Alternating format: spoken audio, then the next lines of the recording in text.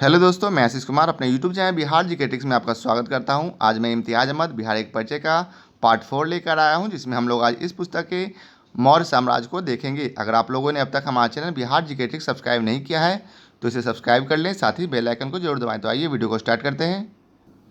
पहला प्रश्न है, मौर्य साम्राज्य का संस्थापक था कौन था? तो उसका सही उत्तर है डी, चंद्रगुप्त मौर्य। अगला प्रश्न है, मौर्य साम्राज्य की राजधानी थी? तो इसका सही उत्तर है बी, पाटलिपुत्र। अगला प्रश्न है, चंद्रगुप्त मौर्य ने मगध की सत्ता किसकी सहायता से प्राप्त की?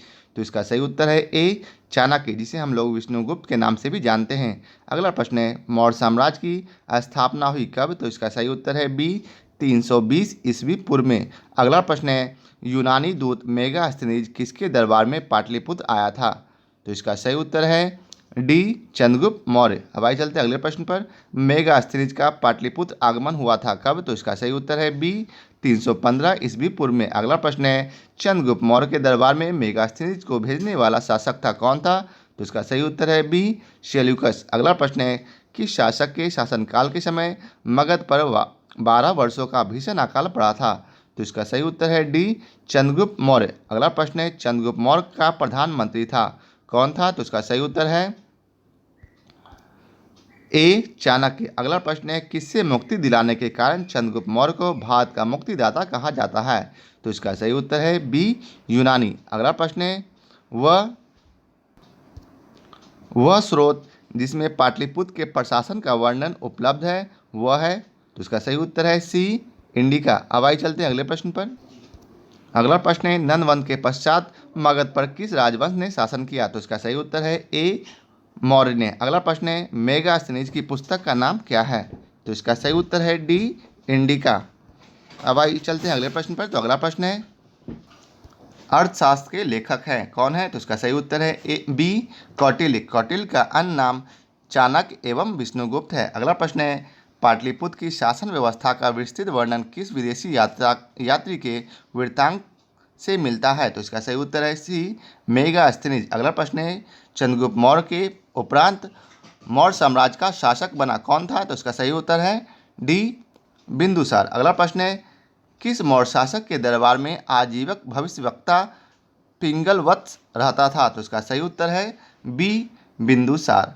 पिंगलवत्स ने अशोक के बारे में भविष्यवाणी की थी कि वह महान राजा बनेगा। अगला प्रश्न है, अशोक द्वारा अपने पड़ोसियों के साथ मैत्रीपूर्ण संबंधों का उल्लेख मिलता है कहाँ? तो इसका सही उत्तर है सी, शिलालेख 13 में। अगला प्रश्न है, तृतीय बौद्ध संगीति का आयोजन किसके शासनकाल में हुआ था? तो इसका सही उत्तर है डी, अशोक।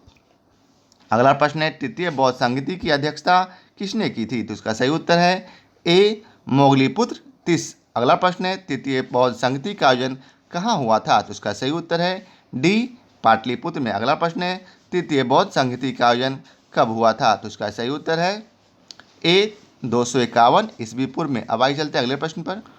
तो अगला प्रश्न है, किस मौर्य शासक ने कलिंग पर विजय प्राप्त की थी? तो इसका सही उत्तर है सी, अशोक। अगला प्रश्न है, किस युद्ध में हुए भारी तबाही तथा जानमाल की हानि को देखकर अशोक का हृदय परिवर्तन हुआ और उसने युद्ध नीति त्याग कर धर्म नीति की घोषणा की थी? तो इसका सही उत्तर है ए, कलिंग। अगला प्रश्न है, अशोक का धर्म था क्या? तो इसका सही उत्तर है नैतिक आचार संहिता। अब आइए चलते हैं अगले प्रश्न पर। तो अगला प्रश्न है, मौर्य साम्राज्य का केंद्रीय न्यायालय कहाँ स्थित था? तो इसका सही उत्तर है बी, पाटलिपुत्र में। अगला प्रश्न है, अशोक ने अपने धम्म यात्रा के अंतर्गत सर्वप्रथम किस जगह की यात्रा की? तो इसका सही उत्तर है सी, बोधगया। अगला प्रश्न है, अशोक ने अपने धम्म यात्रा के अंतर्गत बोधगया की यात्रा अपने राज्याभिषेक के किस वर्ष में की थी? तो इसका सही उत्तर है बी, 10वें वर्ष में। अब आइए चलते हैं अगले प्रश्न पर। अशोक के स्तंभ लेख बिहार के किस जिले से प्राप्त हुए हैं? तो इसका सही उत्तर है सी, चंपारण। अगला प्रश्न है, बिहार से प्राप्त होने वाले अशोक के स्तंभ लेख नहीं है? तो इसका सही उत्तर है सी, रुमिनदेई। अगला प्रश्न है, अशोक के समय मौर्य साम्राज्य में 5 प्रांत का उल्लेख मिलता है, जिसमें से एक प्राची या प्राची प्रांत, जिसे हम लोग पूर्वी प्रदेश भी कहते हैं, की राजधानी थी? तो इसका सही उत्तर है डी, पाटलिपुत्र। अगला प्रश्न है, पाटलिपुत्र में स्थित चंद्रगुप्त का महल मुख्ता बना था? तो उसका सही उत्तर है सी, लकड़ी का। अब आइए चलते हैं अगले प्रश्न। तो अगला प्रश्न है, चंद्रगुप्त मौर्य का राजप्रसाद स्थित था? तो इसका सही उत्तर है ए कुम्हरार जो कि पटना में है। अगला प्रश्न है, आइए इसके बारे में पहले जान लेते हैं। कुम्हरार से 80 स्तंभों का वाला मौर्यकालीन सभागार या राजमहल का अवशेष मिला है। अगला प्रश्न है, किस विद्वान ने चंद्रगुप्त मौर्य के राजप्रसाद के बारे में कहा है कि इसकी शान शौकत का मुकाबला न तो सूसा और न ही एक बेतना कर सकते हैं? तो इसका सही उत्तर है सी एरियन। अगला प्रश्न है, चंद्रगुप्त मौर्य के राजप्रसाद के बारे में किसने कहा है कि यह प्रसाद मानवकृत नहीं है वरन देवों द्वारा निर्मित है? तो इसका सही उत्तर है बी फाहियान। अगला प्रश्न है, किस शासक ने गया के निकट बराबर की पहाड़ियों में आजीविकों के लिए गुफाओं का निर्माण करवाया था? तो इसका सही उत्तर है सी अशोक। ये 4 गुफाएं थे, सुदामा, विष झोपड़ी, चोपाड़ तथा कर्ण। अगला प्रश्न है, गया के समीप नागार्जुनी की पहाड़ियों में प्रसिद्ध गोपी गुफा का निर्माण करवाया था? तो उसका सही उत्तर है डी दशरथ ने। अब आइए चलते हैं इसके बारे में कुछ पढ़ लेते हैं। दशरथ अशोक का पुत्र था। इसने नागार्जुनी पहाड़ी में आजीविकों के लिए 3 गुफाओं का निर्माण करवाया था, जिसमें गोपी गुफा भी सम्मिलित थी। अगला प्रश्न है, मौर्यकालीन चामरग्राहिनी यक्षी प्राप्त हुई है कहाँ से? तो उसका सही उत्तर है ए दीदारगंज, पटना से। बिहार के किस स्थान से मौर्य काल में बने जैन तीर्थंकरों की प्रतिमा प्राप्त हुई है? तो इसका सही उत्तर है बी लोहानीपुर, पटना से। अगला प्रश्न है, पाटलिपुत्र के नगर निर्माण तथा सुंदरता का वर्णन किया है? तो इसका सही उत्तर है बी मेगास्थनीज ने। अगला प्रश्न है, पाटलिपुत्र को किस शासक ने सर्वप्रथम अपनी राजधानी बनाया? तो इसका सही उत्तर है ए चंद्रगुप्त मौर्य। अब आइए चलते हैं अगले प्रश्न। अगला प्रश्न है, अशोक के शासनकाल में बौद्ध सभा किस नगर में आयोजित की गई थी? तो इसका सही उत्तर है बी पाटलिपुत्र। अगला प्रश्न है, किसके शासनकाल में मिस्र के राजा फिलाडेल्फस ने डियानीसियस नामक राजदूत को पाटलिपुत्र भेजा था? तो इसका सही उत्तर है बी बिंदुसार। अगला प्रश्न है, किस विद्वान के अनुसार चंद्रगुप्त ने पालीब्रोथस उपनाम धारण किया था? तो इसका सही उत्तर है बी एस्ट्रेबो। अब आइए चलते हैं अगले प्रश्न पर। तो अगला प्रश्न है, यूनानी दूत डीमोलकिस का आगमन मगध के किस शासन के दरबार में हुआ था? तो इसका सही उत्तर है बी बिंदुसार। अगला प्रश्न है, केवल वह स्तंभ जिसमें अशोक ने स्वयं को मगध का सम्राट बताया है? तो इसका सही उत्तर है डी भाबरू स्तंभ। अगला प्रश्न है, बराबर की गुफाओं का उपयोग किसने आश्रम गृह के रूप में किया? तो इसका सही उत्तर है ए आजीविकों ने। अगला प्रश्न है, अशोक की राजधानी कहाँ थी? तो इसका सही उत्तर है ए पाटलिपुत्र में। अगला प्रश्न है, मौर्यकाल में पाटलिपुत्र का प्रशासन 3 नागरिकों की सभा संचालित करती थी जो 5-5 सदस्यों की 6 समितियों में संगठित थी। यह कथन किसका है? तो इसका सही उत्तर है सी मेगास्थनीज का। अगला प्रश्न है, मौर्य प्रशासन के संबंध में कौन सा कथन सही है? तो इसका सही उत्तर है डी उपरोक्त सभी, अर्थात यह केंद्रीकृत था, करों का बोझ अत्यधिक था तथा प्रशासन तंत्र कठोर था। अब आइए चलते अगले प्रश्न पर।